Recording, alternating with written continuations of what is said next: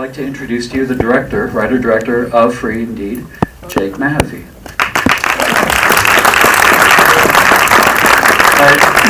All right, so thanks for coming out. It's a Sunday night. You could be doing anything, but you're here. Thank you for coming. There's a Johnny Depp interview going on right now, but you're all here. I really hope you appreciate the film. I'm really glad that we've got producers, crew, cinematographer, actors here. So when the screening's over, you stick around. We'll be able to have a discussion, Q&A about this. And that's it. Thank you very much. David Harewood and Edwina Findley. And DP Ava Berkofsky.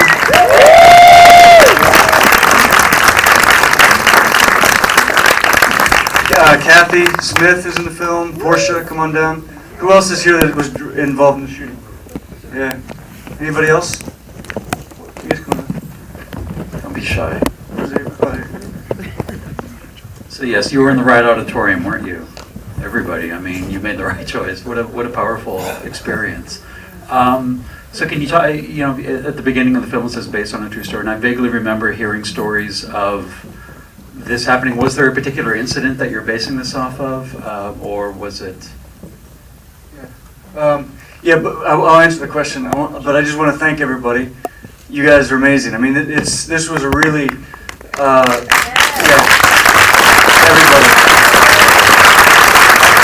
Everyone who was involved in the film. It was a brutal shoot, and I'm so grateful to everyone who's involved. It was a really collaborative project. Everyone gave so much to it, and it's just to see it now and have everyone here. I'm so grateful to everyone. So I just got to express that to everybody. All right, I love you guys. So, what? Sorry. Yeah. So there was a thing that happened. I mean, these faith healing accidents happen all the time. You know, there's all sorts of accidents and things that happen. There's medical accidents that happen in hospitals. People die in hospitals all the time from medication issues or whatever. And then people die also in these faith healing that's gone wrong. And they're really brutal because oftentimes people have good intentions, but especially to see kids die under these circumstances, it's just terrible.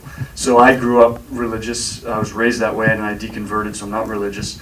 But when I read the news about this event, I just felt like I maybe have some insight. You know what I mean? I thought maybe I understood what people involved were thinking. You know what I mean? So I wanted to make that film. I mean, online, everyone was just raging on this guy who killed a kid. Like, he's crazy, he's a terrible person. But I had a different perspective, so I wanted to make a film that sort of presented that. The service scenes are really powerful. I'm wondering how you went about as a director. There's such an authenticity, and I during the church services. So I'm wondering how people can get very sensitive when their religion is depicted on screen. So I don't know how did that process go. We can ask some people here. You know what I mean? But as far as we went in. I think generally, everyone had their own individual reasons, but generally the idea was that we wanted to present an authentic representation of people's faith. There was no agenda. It was a true story, and I wasn't trying to say any one thing. I literally wanted to present sort of what happened from all different perspectives. And I think just the chance to represent a deeply held belief was such a rare opportunity that people were into that. Do you know what I mean? And that for everyone involved, I'm speaking for people, but I think it came down to a matter of trust. The film could have gone so bad in so many different ways, and it scared a lot of people off. But I think for the people that did want to get involved, there was a degree of trust that we were going to do that. So, does anybody else want to talk about that? Yeah, pass this on. Yeah, I mean, just as far as the authenticity, to your point of the church scenes, you really scouted, the whole team scouted a lot of different churches all within the area and sat in the services, and a lot of the people there, those testimonies that you heard were real testimonies. People talking about being healed from cancer or being healed physically. One person, I guess that was in an accident and couldn't move their arm, and so I think it was just really a sensitive portrayal as far as, really incorporating people who have been in different stages of needing healing, and then also kind of testifying to their own healing. Yeah, I'd just like to say, I don't have a religious background at all, but there were times when we were shooting in the churches when there was just a palpable sense of something happening, and it was kind of undeniable. And oftentimes when Jake would shout "cut," everybody in the church would just carry on, just singing, praising, going for it, and it was just extraordinary to sit with those people with such faith and such belief. It was staggering and deeply, deeply moving to me to try and represent that, because you had to be authentic. You just had to try and be as authentic as you could. And, I just found it deeply, deeply moving. Anybody else want to say anything? I'm always got something to say. Hi, I'm Kathy Smith. I played Pearlie. I was the praying one. He's right. Everything he said about the church scene and everything, it was so powerful in there. I was falling out and crying. I didn't even know why. Half of the time, but it was just so powerful. It was just spirits passing all through the church. But it was such a great experience for me. I was going through my own thing at the time. I have to share a story. I had just lost my son a year ago. He was 32. And they kept saying, "You okay, Kathy?" I'm like, I'm fine, I'm good. And then we got through it, and I'm just so grateful for the whole team and everyone that believed enough in me to even give me that part. And I'm just so elated, and I'm just so happy. And I hope you guys vote free and D, because it's the bomb.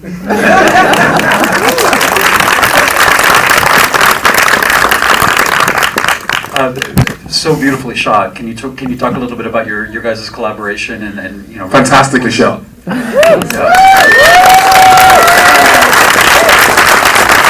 so much of it was really inspired by what was happening. It was actually really shot, like, I'd say 50% as a documentary. I didn't know what was going to happen. I was just being led by, you know, the action and the story. And yeah, but one thing that Jake told me when we were looking at services and picking churches and all of that was, like, he was always stressing this idea of a constant push towards a narrative, like a constant unrelenting movement towards a conclusion. And so in everything I did, I tried to keep that as a mantra. And you know, when I wasn't sure where to go or what to do, that's where I went.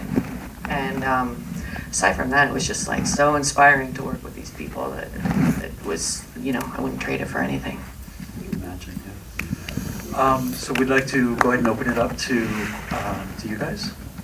Are there any questions? Yes, sir. Yeah. Tell us,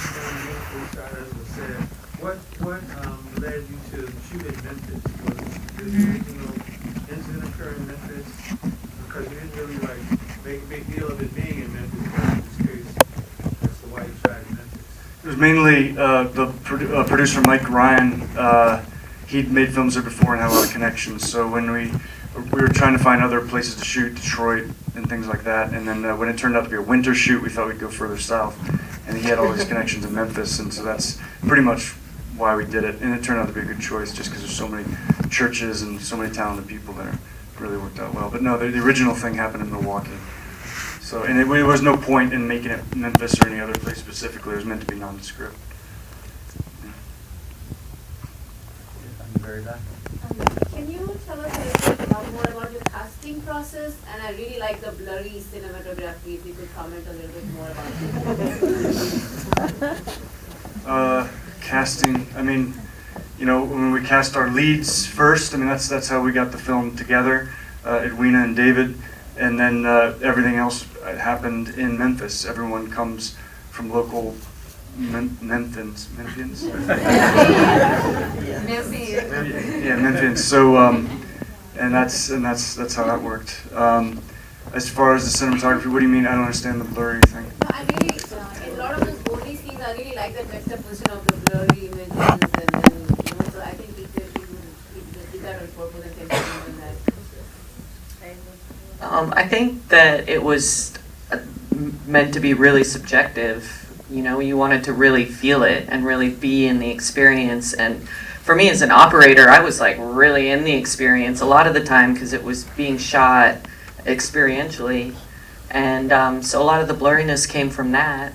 and me like physically participating with a giant camera on my body, and just feeling it. So that's kind of where it came from, and I think that Jake felt like, I don't know how you felt at the monitor or at the camera, but it was part of the process for me. And then you can see there are other parts that are not blurry. There are parts that are not blurry, and those were a little more controlled.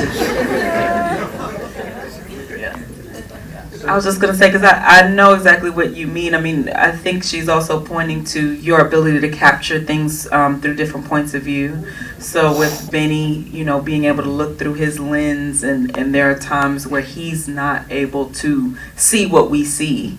And that's one of the things I really enjoyed about your work too, Ava, is that you allowed us to really enter into these different worlds and different spectatorship that we ourselves may not have if we're just looking at a traditionally shot film. So, thank you. I just want to. He's not here, unfortunately, but the guy who plays Benny, what a fantastic actor! I was just totally blown away by his performance. The first time I walked on set and saw him walking down one of the corridors, and he was just banging his head and shaking his head, and I kind of said, "Are you okay?" He went, "Yeah, I'm fine." And just snapped out of it and just started chatting to me like he was just a kid. And I was just amazed at his ability to just go from young kid to really badly autistic, damaged child. He was phenomenal, and it's a shame he's not here tonight because I really want to shake his hand and say well done.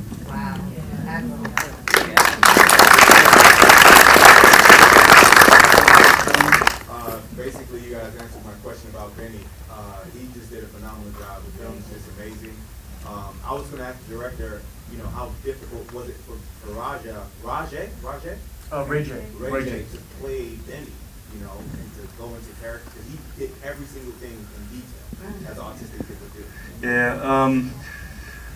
I did a lot of research on autism and self-harm and things like that. So when we were casting for the kids, we went out to actor kids, and they're all a little bit too self-conscious. And when we found Ray J in Memphis, he wasn't the size or the age or anything that I was looking for the character, but ended up last resort. Sort of, we met at some shitty Subway place, and I went into the car and I said, I explained to him what to do. I said, you need to do these things. I told him just physical things, like you need to shake your finger, not stop. You need to shake your head, and you need to scream. And I just gave him all these physical things, and he did it. And I sat in the car. He sat in the driver's seat, and I sat next to him, and he just did this thing. And then he just kept going. And usually when I would do auditions, the kids, after they did and what they thought was enough, they'd stop and look at me and said, was that good? But Ray J didn't stop. He just kept going and going and going. And I knew then, and he started crying, and I knew then that he's totally committed. It wasn't about, I don't know, something else for him, something transcendent. So he was a hugely talented kid. He's in LA now. So hopefully he'll be here tomorrow for the next screening. But so that's we cast him. And then after that, I tried to get a specialist who's a nurse or someone for an autistic center. He came in sort of as an advisor, and he saw Ray J, and I had Ray J doing his thing, and the guy just figured he was an autistic child. So he was like, "Oh, is he acting?" So that was it. Can I say something about Ray J?